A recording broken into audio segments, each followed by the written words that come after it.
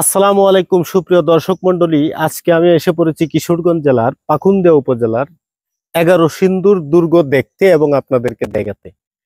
তো ওই যে দেখুন, দেখা যাচ্ছে 11 সিন্দুর দুর্গ। এখানে যাব, আমি আপনাদেরকে দেখাচ্ছি, আমার সাথেই থাকুন।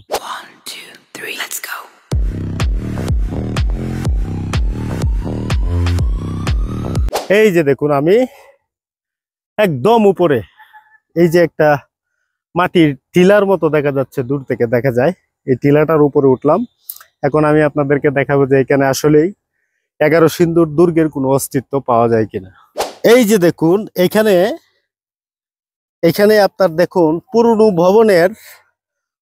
ভবনের যে পুরনো দিনের বিল্ডিং গুলাতে যে ধরনের ইট গুলা ব্যবহার করা হতো, এগুলা এখানে আছে। আর ওই যে দূরে একটা দেখা যাচ্ছে আরেকটা স্তম্ভের মতো কোনো পুরনো, এটাই মূলত আসলে 11 সিন্দুর দুর্গ।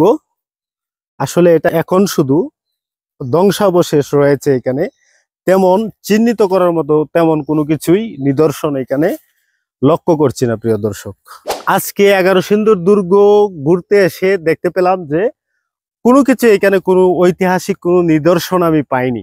শুধু পেয়েছি একটা, এই যে এরকম মানে একটা স্তম্ভের মতো। ঠিক আছে, সম্ভবত এটাই 11 সিন্দুর দুর্গ হিসেবে পরিচিতি ছিল এতদিন। এটা ধ্বংসাবশেষ রয়েছে প্রায়। অযত্নে অবহেলায় 11 সিন্দুর দুর্গটি আজকে ধ্বংসপ্রায়। প্রত্নতত্ত্ব অধিদপ্তর কর্তৃক এটাকে যদি সংরক্ষণ করা হতো, এটাকে নিয়ে যদি সরকার কোনো চিন্তা ভাবনা করতো, তাহলে হয়তো আজও এই ঐতিহাসিক নিদর্শনগুলা ঠিক থাকতো। এই 11 সিন্দুরের মতো বাংলাদেশে অসংখ্য ঐতিহাসিক স্থাপনা রয়েছে যেগুলা আজকে ধ্বংসপ্রায়।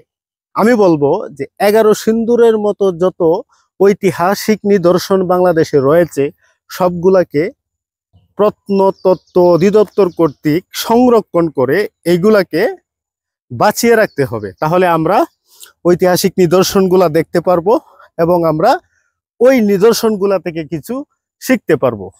11 সিন্দুর দুর্গ থেকে বিদায় নিচ্ছি। বিদায়ের আগে একটা কথাই বলবো, ভিডিওটা যদি ভালো লেগে থাকে তাহলে লাইক, কমেন্ট, শেয়ার দিতে ভুলবেন না। দেখা হবে নতুন কোনো এক ভিডিওতে। সেই পর্যন্ত ভালো থাকুন। আসসালামু আলাইকুম।